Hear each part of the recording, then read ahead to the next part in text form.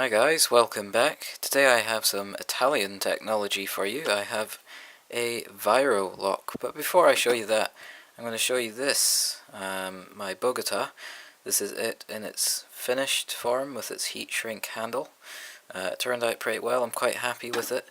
Very rigid, very solid, and I have been using this quite a lot.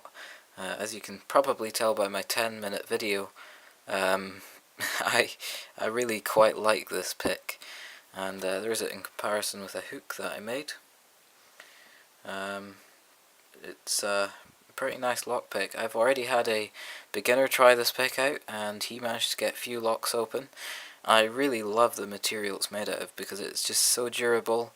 You can be putting a lot of force on this and it won't break. I've never had any picks made out of that material break, and no doubt, now that I've said that, I will break one of those picks. But anyway, today's video is on this Viro Euro cylinder, which was sent to me a long time ago by Pete Restel. And I can't actually remember why, but I was having trouble getting into this at one point.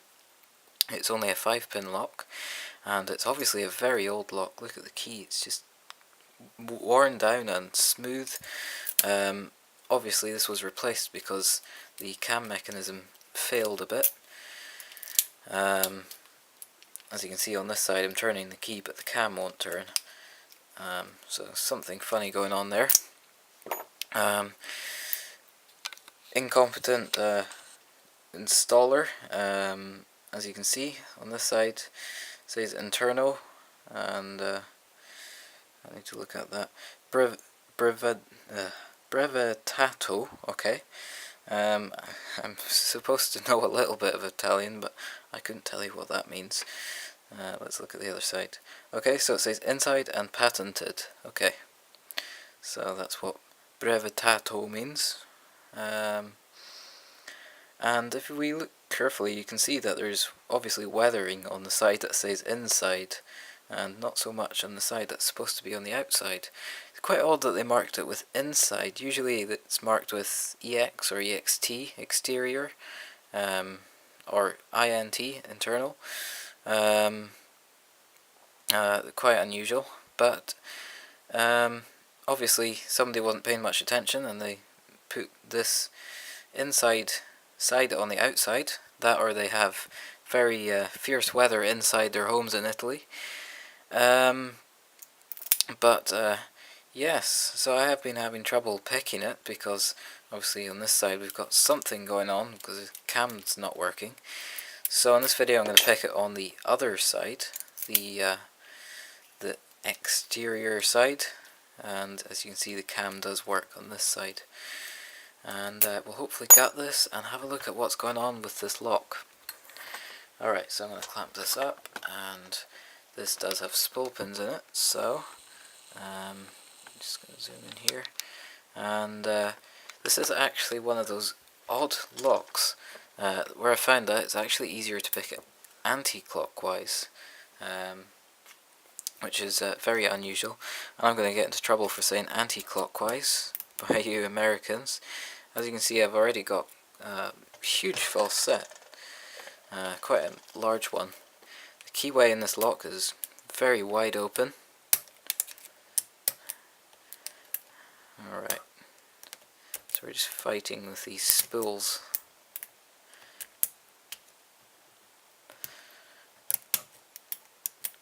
And okay, we've got a deep false set. And we're open. Okay. I'm not actually sure what the difference is between the interior side and the exterior side. Perhaps it's just the way the cam is positioned. I don't know. I'm not sure if it's a difference in the pins. That may be worth investigating. But as you can see, we have a wide open keyway there. On my trip to Italy, I did see Viro locks, or Viro, depending on how you say them. Actually, the hotel safe was of that brand. I remember, well, the last time I was in Italy was back in 2014. I didn't have much knowledge of locks back then, and I was still interested in the safe. And the first time I went to open it, I actually pulled out the whole lock somehow. Thankfully I managed to get it back together, but yeah. Alright, so let's get this clip off. The Italians are very good at making locks, in my opinion. One of my favourite lock brands is made in Italy. It's Iseo. And also key blanks. Silca key blanks are quite common over here. I've just taken a gouge out of my finger. Alright. Brass clip, that's going to be fun to put back. Alright. Hopefully I haven't overexposed this video. Quite bright. Alright, pinning shoe. Hopefully this one will work. I'm not sure what to expect, but oh, alright, we've already got some weirdness. And you can't even see anything. Whoops, wrong way.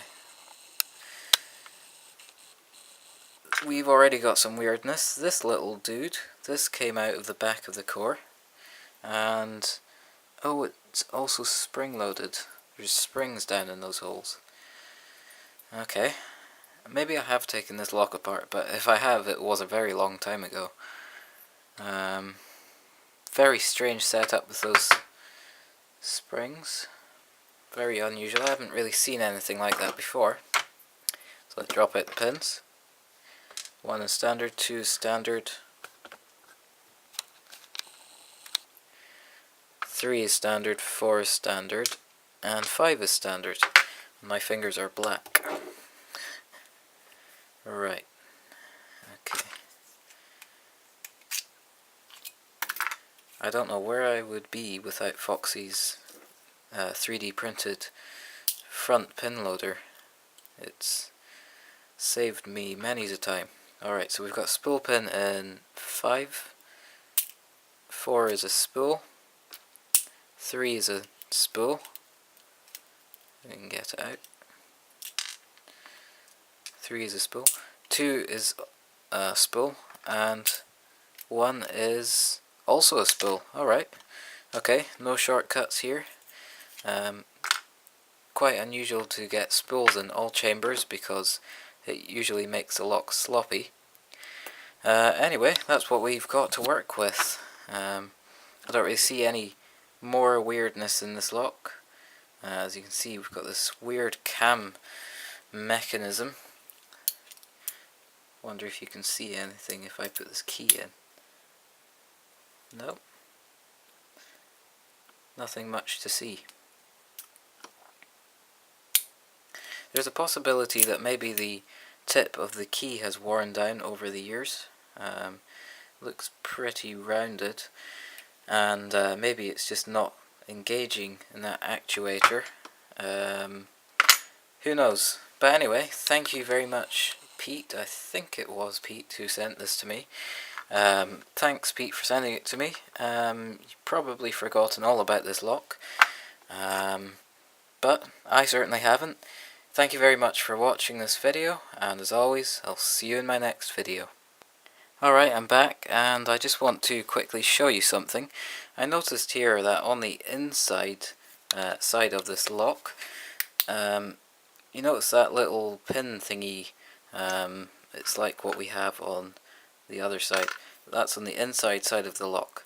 That seems to be engaged in the cam at the moment, and so that's probably designed so that that little thingy is always engaged with the cam, so when you put the key in, it should technically always open on the inside. But when you come along with the key on the outside, what will happen is this thingy will be pushed into the cam. The tip of the key will push this thing into the cam. What will happen is the tip will basically insert into that slot and push the bar that's on this side back, and so basically it's a kind of flipper mechanism. I hope that kind of makes sense. So when you push the key in, this pushes that little brass piece back, it's spring loaded, and this should then engage in that slot in the cam and turn the cam. That would make sense. That would, yeah, make sense. Having the inside marked on it, so there is a difference. I think that's how it's supposed to work. Anyway, I thought I'd show you that since I just noticed it. Anyway, thanks and bye.